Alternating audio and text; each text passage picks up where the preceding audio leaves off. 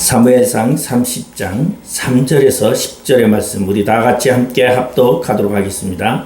다윗과 그의 사람들이 성읍에 이르러 본즉 성읍이 불탔고 자기들의 아내와 자녀들이 서로 잡혔는지라. 다윗과 그와 함께한 백성이 울 기력이 없도록 소리를 높여 울었더라. 다윗의 두 아내 이스라엘 여인 아히노암과 갈멜 사람 나발의 아내였던 아비가일도 사로잡혔더라.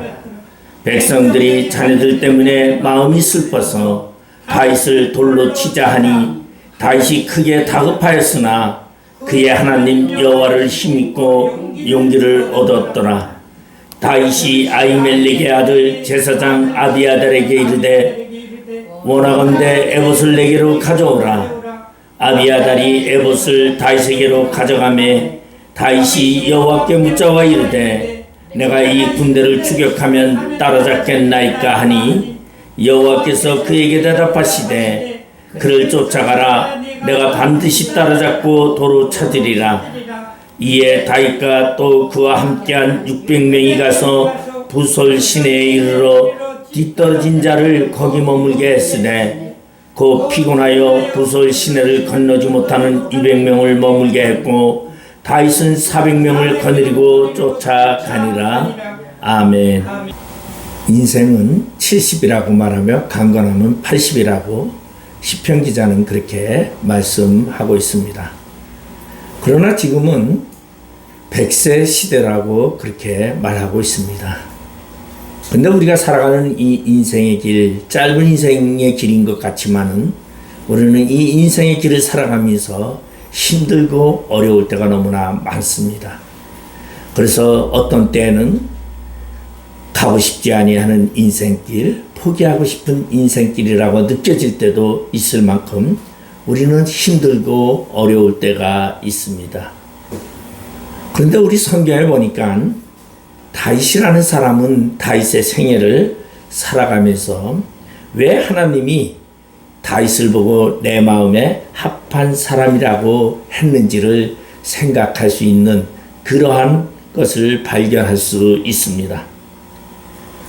다윗은 자신이 크게 잘못한 도 없으면서 자신의 주군인 사울왕이 자신을 죽이려고 10년 동안이나 도망다니고, 그리고 또 사울은 다윗을 죽이려고 이스라엘 전역을 군사를 동원해서 샅샅이 찾아 나서게 됩니다. 그러자 다윗은 도저히 이스라엘 땅에서 살 수 없음을 보고 최후수단으로 그는 이스라엘 땅을 떠나 블레셋 가드로 가서 투항을 하고, 그리고 블레셋 가드에 있는 아기스 왕의 신하로 충성하기로 맹세하는 그러한 입장에 놓이게 됩니다. 그리고 이제는 다윗은 블레셋 편에 서서 자기 백성인 이스라엘과 맞서 싸워야 하는 그러한 어려운 처지에 있게 됩니다. 그런데 마침 그때 블레셋과 이스라엘이 전쟁이 일어나게 됩니다. 다윗은 진퇴양난의 생각 속에서 고민하고 있습니다. 그런데 만약 그때에 블레셋을 위하여 나가면 영원히 돌이킬 수 없는 매국노여 배신자가 될 수밖에 없었고, 그렇다고 또한 전쟁에 나가지 않으면 자기의 신변을 지금 보호받고 있는 블레셋에게서는 영원히 추방될 수밖에 없는 그러한 이치에 놓이게 됩니다. 그런 다윗의 사정을 아는지 블레셋 장군들은 자기의 주군인 아기스 왕에게 이렇게 조언을 합니다. 다윗이 전쟁에 우리와 같이 참여하면 안 됩니다. 만약에 다윗이 전쟁 중에 돌이켜서 우리에게 공격을 한다면 우리는 절대적으로 불리하고 전멸할 수밖에 없으니 절대 다윗을 전쟁에 같이 나갈 수 없다라고 합니다. 다윗의 이러한 하나님의 기이한 도우심으로 말미암아 다윗은 전쟁에 참가하지 않게 되었습니다. 자신의 인생 속에서 가장 어려운 난간 속에서 그래도 하나님의 특별한 계획 속에 다윗은 자신의 진퇴양난 생각 속에 어떻게 결정해야 할지 모르는 그 당시에 하나님의 도우심으로 자신은 피할 수 있었더라고 생각하고, 그리고 기쁜 마음으로 하나님께 감사하는 마음으로 자기들의 처자식이 있는 시글락으로 3일길을 걸려서 돌아오게 됩니다. 그런데 다윗과 그의 부하들이 시글락에 이르렀을 때에 온통 마을은 아말렉에 위해서 전부 불타고 있었고 모든 사람들은 포로로 잡혀간 상태였습니다. 집은 모두 불탔습니다. 그리고 자신의 식구들은 모두가 전부 다 하나도 없이 다 아말렉에 의해서 잡혀가고 버리고 말았습니다. 힘든 인생의 가장 어려운 그 시간에 하나님의 도우심이 있다고 생각했던 이 다윗은 그것을 감사하며 돌아왔는데 자신의 처소에 도착해보니 더 큰 난간이 봉착하고 있었습니다. 그것은 바로 그 마을에 있어야 할 식구들은 하나도 없고 마을은 온통 불타고 있었기 때문입니다. 이것을 본 다윗의 부하들은 온 가족을 잃은 슬픔으로 인해서 목을 놓아 울기 시작을 합니다. 성경에 보니까 그들의 울음이 어찌나 통탄하고 슬프게 울었는지 다윗과 그와 함께한 백성이 울 기력이 없도록 소리를 높여 울었더라고 성경은 표현하고 있습니다. 인생의 삶에 있어서 이보다 더 처참한 환경은 없었을 것입니다. 그러기에 다윗과 함께했던 모든 부하들은 우는데 그 엉엉 목 놓아 우는 그 울음소리가 기력이 없을 정도로 울었다라는 것은 슬픔의 최고의 표현이 아닌가 생각합니다. 그러자 다윗을 따랐던 그의 부하들은 일제히 다윗을 향하여 돌을 던져 죽이려고 합니다. 6절에 보니까 백성들이 자네들 때문에 마음이 슬퍼서 다윗을 돌로 치자 하니 다윗이 크게 다급하였으나 그의 하나님 여호와를 힘입고 용기를 얻었더라고 말하고 있습니다. 여러분, 다윗과 함께 했던 이 사람들은 어떠한 사람들이었습니까? 그들은 사울 왕에게 버림받은 자들이었습니다. 사무엘상 22장 1절 2절에 보면은 말 그대로 다윗에게 모여들었던 사람들은 사무엘에게 쫓겨나 환난당한 자, 그에게로 온 자들로 환난당한 모든 자와 빚진 모든 자와 마음이 원통한 자가 다 그에게로 모였고 그는 그들의 우두머리가 되었는데 그와 함께 한 자가 400명 가량이었더라고 성경은 소개하고 있습니다. 빚진 자였습니다. 원통한 일을 당하면서 살았던 자였습니다. 이 땅에 살아가면서 정말로 더 이상 자신들을 위로하며 살아갈 수 없는 그러한 자들이 위로를 받고자 다윗에게 왔습니다. 그들의 소망은 무엇이었을까요? 그들의 소망은 다윗과 함께하며 가족과 행복하게 사는 것이 아마 그들의 가장 큰 소원이 아니었는가 생각합니다. 그들에게 있어서 가족만큼 소중한 것은 없었다라고 생각할 수 있습니다. 그런데 그들의 마지막 희망이었던 그 자녀들마다 다 사라져버린 그러한 상황이 되었습니다. 그러자 다윗에게 충성을 맹세하며 다윗을 따르겠다고 했던 그 다윗의 부하들은 이제 모든 것이 다 끝나버렸다라는 절망 속에서 이성을 잃어버렸고 다윗을 돌로 쳐 죽이려고 했던 것입니다. 그러면 다윗의 입장은 어떠할까요? 다윗의 입장에서 볼 때는 너무나 기막히는 그러한 현실이 자신 앞에 주어졌습니다. 지금까지 자기를 믿고 따르던 부하들이 자기를 향하여 돌을 던지고 그리고 나를 죽이려고 한다는 그것은 도저히 용납할 수 없는 그러한 환경이었습니다. 부하들만 그렇습니까? 다윗도 지금 두 아내를 잃어버리고 슬피 울고 있는 똑같은 피해자였습니다.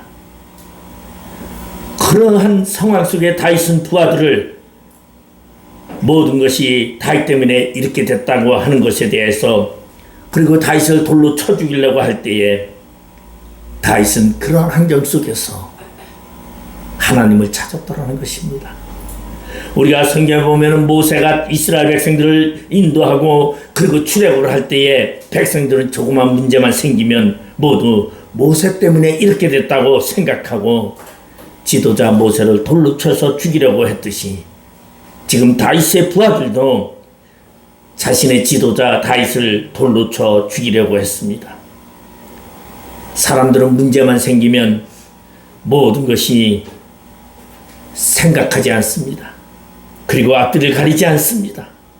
그리고 모든 책임을 자신을 인도해온 지도자에게 하사를 돌리는 경향이 있습니다.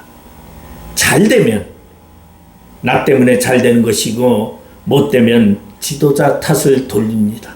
그래서 우리나라 격언에도 보면은 잘 되면 내 탓이요 못 되면 조상 탓이라고 말하는 그러한 격언이 있을 정도입니다. 다윗을 따르던 부하들은 자녀를 잃었다고 다윗을 행하여 돌을 던질 줄을 상상도 못했을 것입니다. 지금 다윗도 두 아내를 잃어버리고 슬피 울었던 피해자인 그러한 다윗에게 모두 책임을 전가하고 있습니다. 만약에 여러분이 이런 다윗의 입장이라면 얼마나 황당하고 얼마나 억울하겠습니까? 아마 저 같으면은 그러한 상황이 저에게 있다면 부하들에게 배신당하는 느낌에 그리고 속이 쓰리고 너무나 아팠을 것입니다. 자신들이 오갈 데 없을 때 내가 걷어서 그들을 돌봐주고 그들을 함께 생활해 왔는데 문제가 생겼다고 돌을 던진다고 하는 그러한 생각에 아마 다윗도 황폐해졌을 것입니다. 그의 마음은. 지금 다윗이 자기 부하들의 처자식을 잡아간 것이 아니지 않습니까? 아말렉이 쳐들어와서 잡아갔는데 그 모든 책임을 부하들은 다윗 때문이라고 생각하면서 다윗을 죽이려고 합니다. 이들은 어떠한 자들이었습니까? 조금 전까지만 해도 나의 주인이여 라고 말하며 주여 말씀하옵소서 다윗을 추종하면서 따라갔던 그러한 부하들입니다. 그런데 이제 막상 자신의 자녀들이 포로로 잡혀가게 되는 상황이 되니까 이 모든 것이 다윗 때문이라고 생각하고 다윗을 죽이려고 하는 것입니다. 우리는 이러할 때 보편적으로 이성적으로 논리적으로 합리적으로 생각한다고 하지만은 막상 우리는 그런 어려운 환경을 만나게 되면 우리는 감정이 앞서 우리는 종종 우리는 자신의 길을 분별하지 못하는 때가 너무나 많습니다. 우리가 살아가는 인생 속에서도 이러할 때를 우리는 종종 만나게 됩니다. 여러분, 이러한 상황이 나에게 닥쳐오면은 우리는 어떻게 그 상황을 벗어야 합니까? 어떻게 그 상황을 이겨야 합니까? 오늘 다윗의 상황을 분석하고 다윗이 행한 그 모습을 바라보면서 우리는 하나님을 기쁘게 하는, 하나님이 내 마음에 합한 자라고 했던 그 다윗의 모양을 우리는 본받는 그러한 시간이 되기를 바랍니다. 먼저 오늘 본문 6절에 보면 백성들이 자네들 때문에 마음이 슬퍼서 다윗을 돌로 치자 하니 다윗이 크게 다급하였으나 그의 하나님 여호와를 힘입고 용기를 얻었더라고 말씀하고 있습니다. 다윗은 지금 이러한 환경 속에서 모든 부하들이 자신을 죽이려고 하는 그런 환경 속에서 그는 다급했다라는 것은 굉장히 급박한 상황이라는 것을 표현해주고 있습니다. 그러한 다윗은 부하들과 논리를 따지지 않았습니다. 내가 너희에게 무엇을 잘못했느냐고 나에게 돌을 던지냐고 하느냐고 질문하지도 않았습니다. 아마 저 같으시면 이 정신없는 것들아, 내가 너희에게 그랬느냐? 내가 여태까지 너희를 돌봤는데 너희가 지금 나에게 이럴 수 있느냐고 억울함을 토로할 수도 있습니다. 그런데 다윗은 방금 자신을 따랐던 부하들이 감정적으로 격하게 반응하는 것을 보고 배신감을 느끼면서도 분노하지 않았습니다. 다윗은 오히려 부하들의 감정이 오죽 힘들면 나에게 돌을 던지려 할까 생각하면서 그 부하들과 싸우려 하지 아니하고 그는 영적인 선택을 하게 됩니다. 그것은 바로 다급한 상황 속에서 하나님을 의지했다고 말하고 있습니다. 하나님의 사람, 영성인 사람의 모습을 말씀해 주고 있는 것입니다. 우리는 우리의 신앙생활 속에서 우리가 지금까지 살아가면서 우리는 나에게 다급한 일이 생겼을 때 과연 어떻게 대응하고 있는지, 오늘 다윗처럼 여호와를 힘입고 용기를 얻었더라고 말하는 것처럼 하나님을 의지하는 그러한 자가 되기를 바랍니다. 하나님을 의지할 수 있는 그러한 자는 바로 그가 하나님의 거룩한 백성으로 삶을 살아가는 자요, 육적인 삶을 사는 것이 아니라 하나님의 영의 안에 사는 삶이라는 것을 말해주고 있습니다. 그러기에 하나님은 다윗을 내 마음에 합한 자라고 말하고 있습니다. 여러분, 종종 우리는 문제가 생길 때 육신적으로 해결하려고 무척 노력을 합니다. 우리는 육신적으로 이 모든 문제를 해결하려고 이것저것 서로 육신적인 방법을 선택하고는 합니다. 그러나 그것보다는 하나님께 자신을 맡길 수 있는 그러한 사람, 그것이 바로 하나님께 의지하는 자의 모습입니다. 너무나 급박한 순간에도 다윗은 너무나 자연스럽게 하나님을 의지했습니다. 그런 다윗은 하나님으로 힘입으면서 용기를 얻는 기회를 삼게 되었습니다. 다윗은 어떻게 해서 이러한 다급한 상황에서 하나님을 의지할 수 있었을까요? 제 생각에는 다윗은 어려서 양을 치면서 사자나 일대나 늑대가 달려오면 그는 물맷돌을 던지며 하나님을 의지했습니다. 내가 던지는 이 물맷돌 하나님이 함께 한다면 그들을 물리친다라는 그러한 신념을 가졌던 자입니다.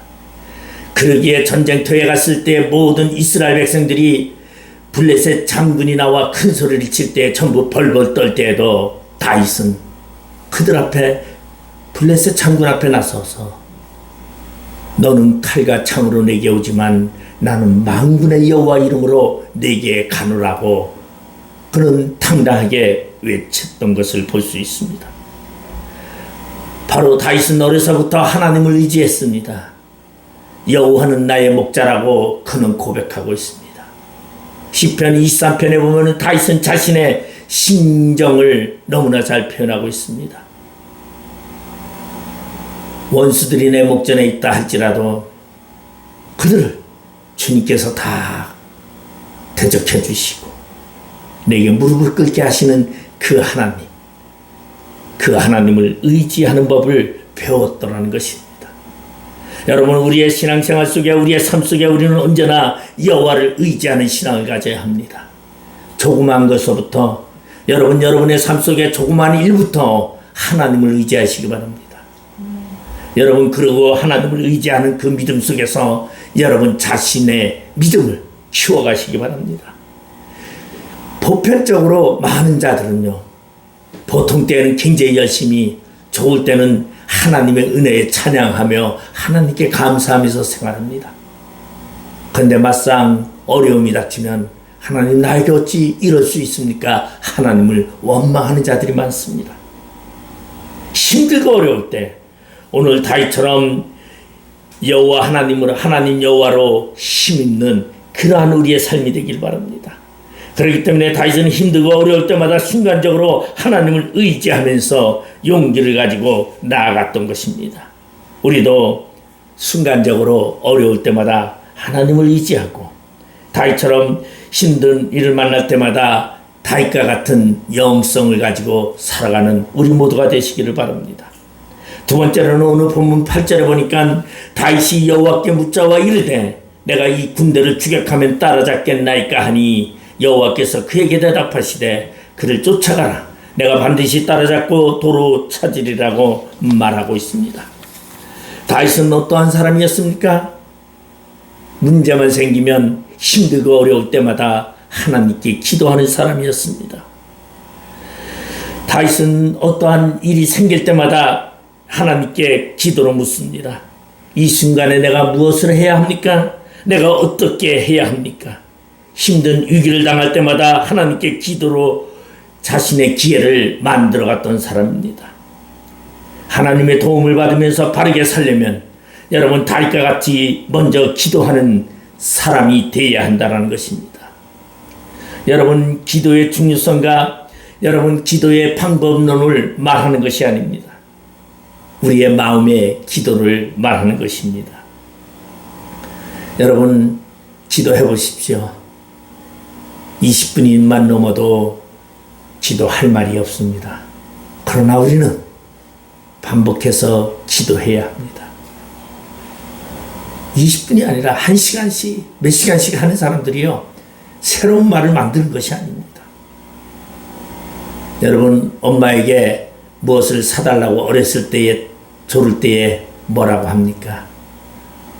어머니 내가 자전거가 필요하오니 자전거를 사주십시오. 그렇게 해서 자전거를 어머니가 사줍니까? 아니요. 땡깡을 써야 됩니다. 뭐라고 땡깡이 씁니까? 자전거 사달라고 땡깡을 써야 돼요. 그러면 엄마가 뭐라 그럴까? 야 돈이 없어 다음에 사줄게. 돈 없다는 소리에도 땡깡을 써야 됩니다. 바로 기도는 그렇게 한 것입니다. 기도는 하나님께 하는 것입니다. 나의 위급한 상황, 나의 어려운 상황을 하나님께 아뢰는 것입니다. 하나님이 해결해 달라고, 하나님을 의지하겠다고, 하나님이 이 문제를 다 순탄케 해달라고 기도해야 합니다. 그러기에 다윗은 먼저 기도하는 사람이었습니다. 오늘 보니까 다윗은 이러한 문제를 당했을 때에 그는 하나님 여호와께 묻자와 이르되 늘상 기도하는 사람이었던 다윗은 늘상 하나님께 시편을 보면 기도하는 모습을 우리는 볼 수 있습니다.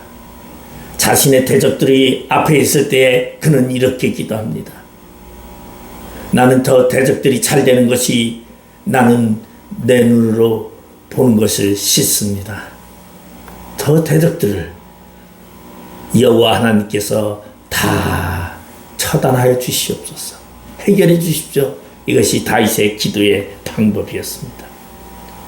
오늘 다윗은 문제가 주어질 때마다 그 문제를 기도할 기회로 삼았고 그리고 기도하면서 하나님의 도우심을 받았던 것을 우리는 볼 수가 있습니다.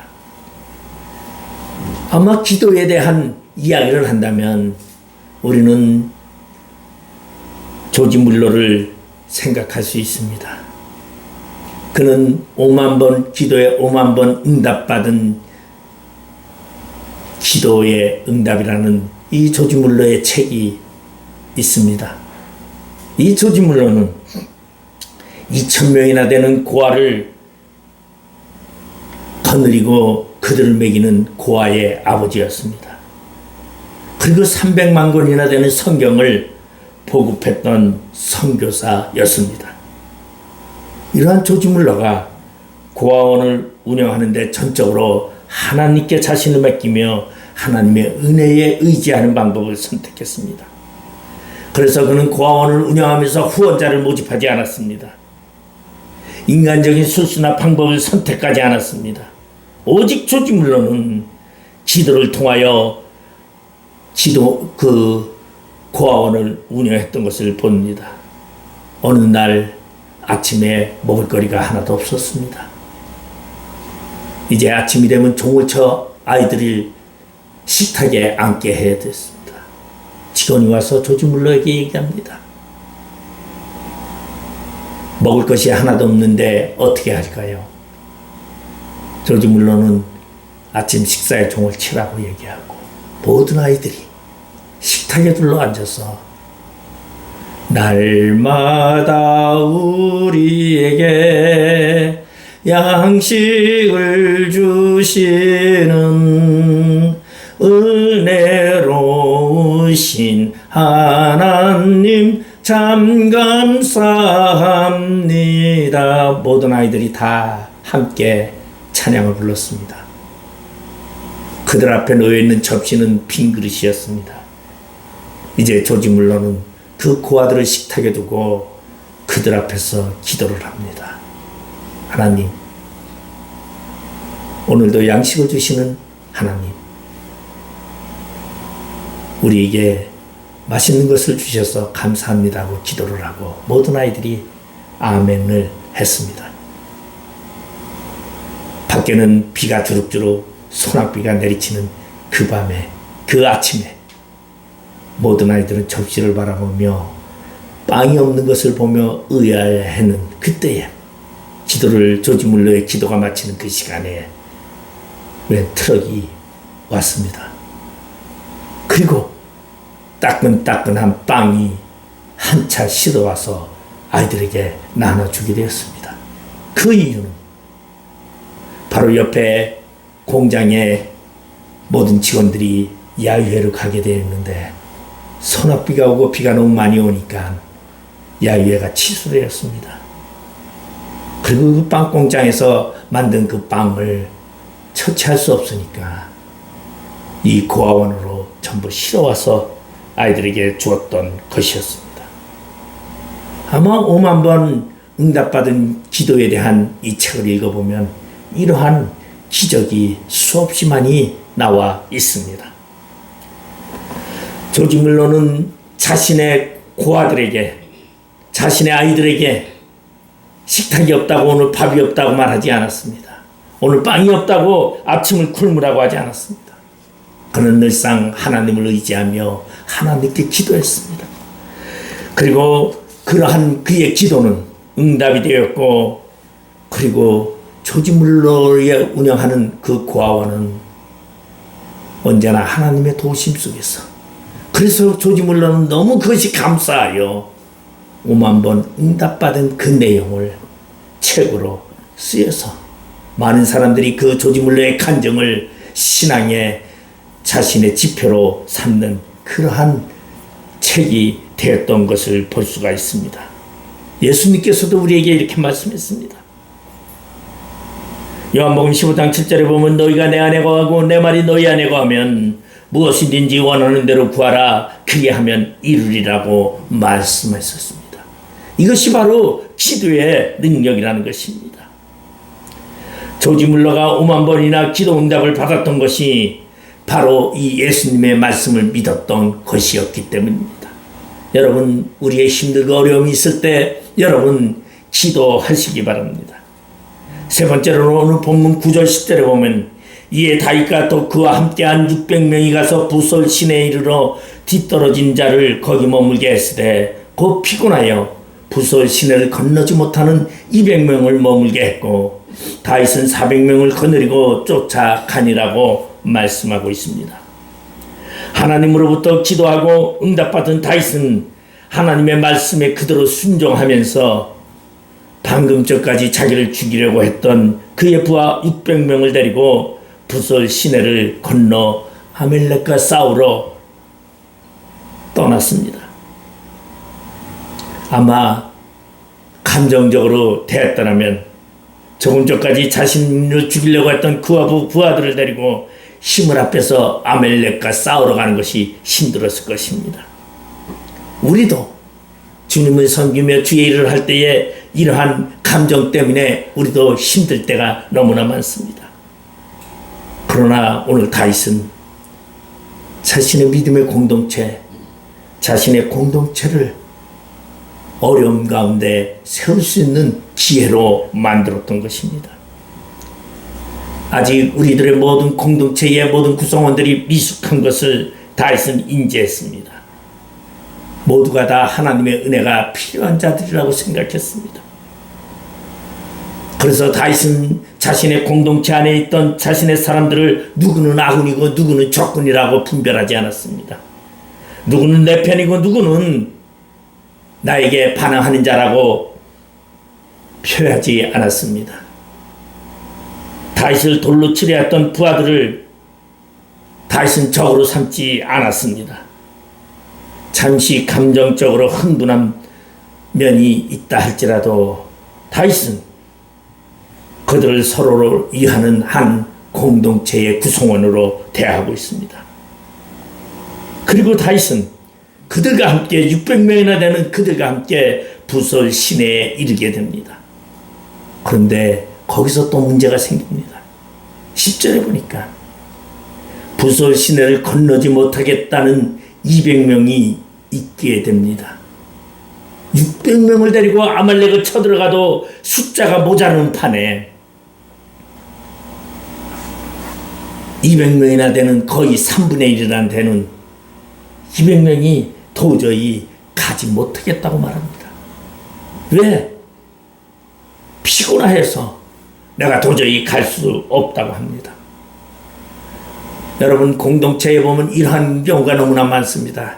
겨우 모두가 힘을 다 합해서 같이 나가도 모자라는 판에 자신의 형편 때문에, 자신의 피곤함 때문에, 자신의 어떠한 문제 때문에 나는 그 자리에 도저히 할 수 없다라고 이야기하는 그러한 때가 있습니다. 옳고 그름을 따지지 않습니다. 그런데 다윗은 200명에게 허락을 합니다. 너희들은 이 부솔 시내에 머물러라. 그리고 400명을 데리고 그 부솔 시내를 건너게 되면서 아말렉과 싸우러 갑니다. 그러면 왜 3분의 1이나 되는 군사가 빠지게 되는데도 다윗은 그 차질이 생긴 그러한 상황 속에서도 400명을 데리고 아말렉을 치러 갈 수 있었을까요? 그것은 다윗은 언제나 사람의 숫자에 연연하지 않았습니다. 자신의 주변의 힘을 연연하지 않았습니다.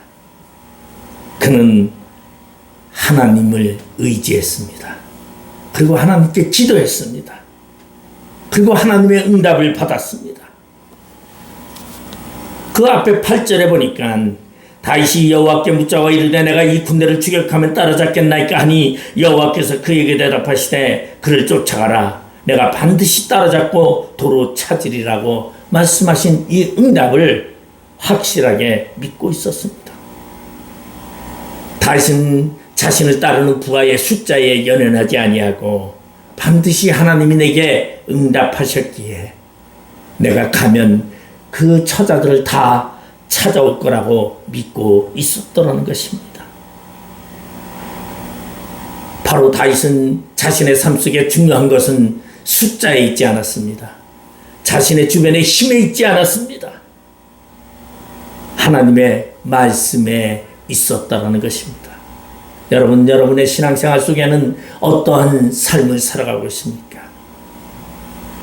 나의 주변의 환경, 나의 주변에 있는 재력, 나의 주변에 있는 권세, 거기에 의지하고 있습니까?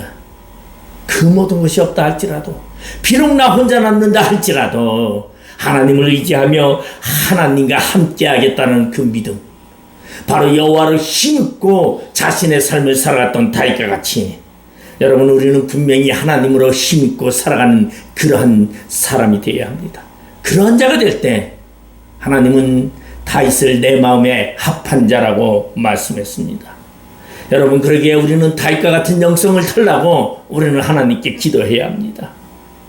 그리고 나를 통해서 우리 공동체가 하나님이 원하는 모습으로 세워져 간다고 기도하는 그러한 하나님의 거룩한 자가 되어야 합니다. 그리고 내 주위에 있는 영혼들을 구원하며 주님의 제자로 만들며 그리고 나를 통하여 하나님의 뜻을 이루는 놀라운 하나님의 역사가 일어나는 그러한 하나님의 종의 삶을 살아가는 우리 모두가 되시기를 주님의 이름으로 축원드리겠습니다. 기도하시겠습니다. 아버지 하나님, 은혜를 감사드립니다. 다윗은 자신의 인생 속의 마지막 최후에 가장 어려운 고비를 만나게 되었습니다. 이제 더 이상 이스라엘 땅에서 그는 자신을 보호할 수 없었습니다. 그래서 블레셋 아기스 왕에게 찾아가 투항했습니다. 그런데 블레셋과 이스라엘의 전쟁이 있어 난처한 상황 속에 블레셋 장군들의 만류로 결국은 하나님의 섭리라고 생각하고 기뻐하며 3일이나 되는 시글락 자기의 식구들이 있는 곳으로 돌아왔지만 더 비참한 사건이 아말렉들이 와서 처자들을 다 데려가고 모든 마을은 불탔던 환경 속에 자신을 따르던 부하들까지 자신을 죽이려고 하는 그 환경 속에 여호와로 힘입고 하나님께 기도하며 그리고 하나님을 믿는 믿음으로 승리했던 것처럼 우리 모두 하나님을 의지하며 하나님께 기도하며 하나님으로 인하여 승리하는 자 되게 하여 주시옵소서. 예수님의 이름으로 기도드리옵나이다. 아멘.